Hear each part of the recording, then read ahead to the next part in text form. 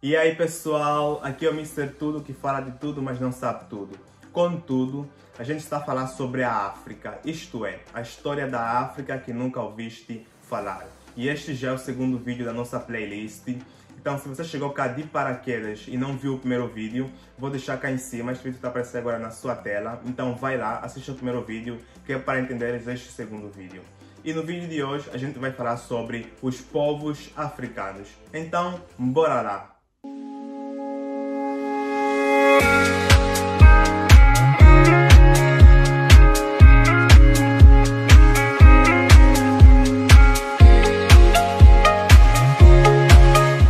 Existem inúmeros povos africanos, mas a gente vai pegar somente 7 povos africanos, isto é, os mais destacados.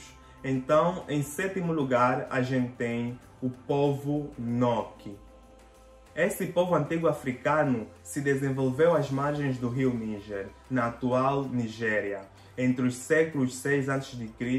e continuou até o século 2 d.C. E, de acordo com achados arqueológicos, faziam estatuetas de cerâmica, ferramentas de bronze e utensílios de pedra. Eles também dominaram a tecnologia de mineração do ferro. E em sexto lugar, a gente tem o povo berbere. Os berberes eram povos nômades do deserto do Saara. Este povo enfrentava a tempestade de areia e a falta de água. Para atravessar este território, fazendo comércio, costumavam comercializar diversos produtos, tais como objetos de ouro e cobre, sal, artesanato, temperos, vidros, plumas e pedras preciosas. Costumavam parar nos oásis para obter água, sombra e descansar. Utilizavam o camelo como principal meio de transporte, graças à resistência deste animal e à sua adaptação ao meio desértico. Durante as viagens, os berberes levavam e traziam informações e aspectos culturais. Logo, eles foram de extrema importância para a troca cultural que ocorreu no norte do continente. O povo berbere existe até os dias atuais na região norte do continente africano. E em quinto lugar, a gente tem os Soninques e o Império de Ghana. Os Soninques habitavam a região sul do deserto do Saara. Este povo estava organizado em tribos que constituíam um grande império. Este império era comandado por reis conhecidos como Kayamaga. Viviam da criação de animais, da agricultura e da pesca. Habitavam uma região com grandes reservas de ouro. Extraíam o ouro para trocar por outros produtos com os povos do deserto, isto é, o povo berbere. A região de Ghana tornou-se com o tempo uma área de intenso comércio. Os habitantes do império deviam pagar impostos para a nobreza, que era formada pelo Kayamaga, seus parentes e amigos. Um exército poderoso fazia a proteção das terras e do comércio que era praticado na região. Além de pagar impostos, as aldeias deviam contribuir com soldados e lavradores, que trabalhavam nas terras da nobreza. E em quarto lugar, a gente tem o reino de Cuxi. Sabes aquele Cuxi da Bíblia? Sim, este Cuxi aqui. O Cuxi que foi um dos filhos de Cã, e Cã que foi um dos filhos de Noé. Este Cuxi aí, exatamente. Então, o reino de Cuxi desenvolveu-se na região nordeste do continente africano, atual região do Sudão, entre os anos de 2000 a.C.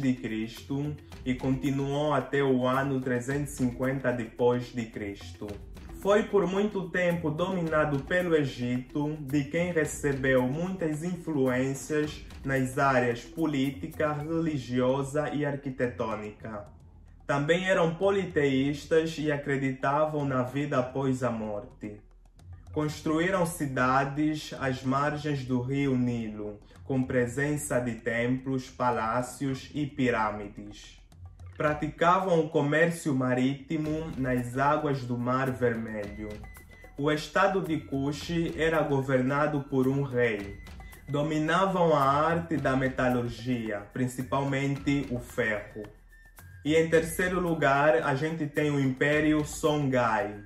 Esta civilização se desenvolveu desde o século VIII, na região nordeste da África, região do atual Níger, Mali e Burkina Faso, tendo seu auge entre os séculos XV e XVI.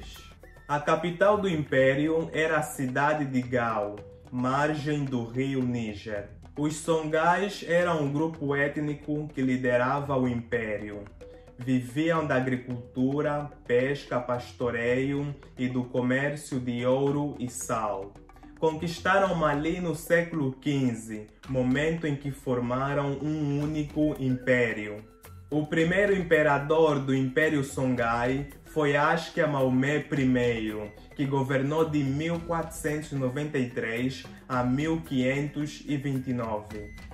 E em segundo lugar, a gente tem o Império do Mali, ou na língua mandinga, Nyani, ou também Manden Kurufaba, ou somente Manden, historicamente. Foi um império pré-colonial africano da época da Idade Média, existente entre 1235 e 1670. Na região de Manden, nos atuais Mali, Serra Leoa, Senegal, Gâmbia, Guiné e sul do Saara Ocidental. Este império foi um dos mais poderosos da história da humanidade, sendo uma das maiores potências da Idade Média, além de um dos mais ricos em ouro e pedras preciosas. O império é considerado o mais rico de toda a história africana. Foi fundado por Sundiata Keita, sendo o império mais poderoso do Saara Ocidental durante muitos anos, expandindo a língua mandinga, as leis e costumes de seu povo. E aí, vai uma curiosidade. Você sabia quem é a pessoa mais rica da história da humanidade? Ou quem foi a pessoa mais rica da história da humanidade? Se você pensou em Bill Gates, lamento em dizer-te que estás errado. Mas a pessoa mais rica da história da humanidade foi Mansa Musa, o imperador do Mali, que viveu de 1280 a 1337. E foi o africano que controlava a área de maior produção de ouro do mundo na época. E de acordo com o professor Rudolf Weyer, ouvido pela revista Times, as pessoas sequer conseguiam descrever a riqueza do imperador Mansa Musa, e que gerou uma série de lendas. E em primeiro lugar, a gente tem os Bantus. Por que eu deixei os Bantus em primeiro lugar? Porque os Bantus foi a primeira civilização africana, isto é, foi a primeira civilização que povoou o sul do continente africano. Todos os outros povos, todos os outros impérios que a gente falou antes, surgiram dentro dos povos Bantus.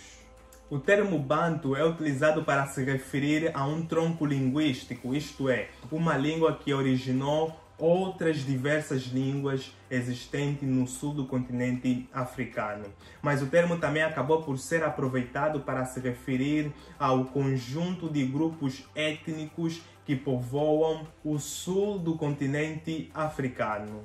Da língua banta surgiram inúmeras línguas como o Kimbundu, o Imbundo, o Ibinda, o Zulu, o Swahili e por aí vai. É como se a gente falasse do latim, que do latim surgiu o português, o espanhol, o italiano e por aí vai.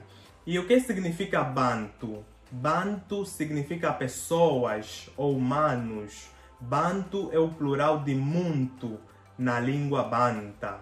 Ba é um prefixo nominal de segunda classe. Intu significa pessoa. Então, o ba põe um tu no plural, isto é, o plural na língua banta é feito pelo prefixo ba, que vem no início da palavra. Ao passo que o singular de intu é muntu, porque o mun põe um tu no singular. Então a gente tem bantu, que é o plural, e muntu, que é o singular. Bantu significa pessoas ou humanos, e muntu significa somente pessoa ou humano, que é o singular de Bantu.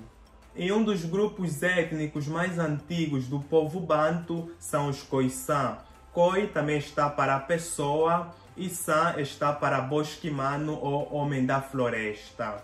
E segundo muitos estudiosos, dizem que os europeus e os asiáticos surgiram em um dos grupos étnicos dentro da tribo Khoisan.